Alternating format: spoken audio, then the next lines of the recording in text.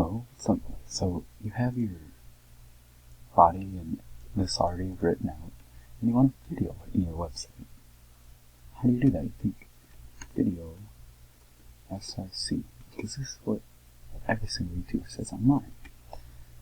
But when you want to go and put in this amazing Atom Fire video right here, which you should watch, it might help you out with H2. Oh my goodness gracious.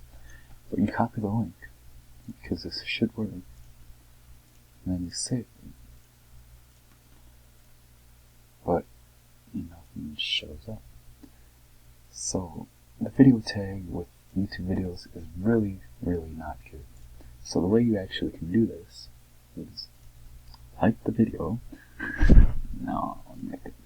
and then you can go to the share button and press embed, and then this is it. You just copy this. Oh, okay, there you go.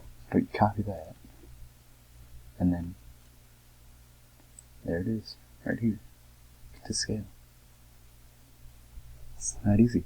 Thanks for watching. See you.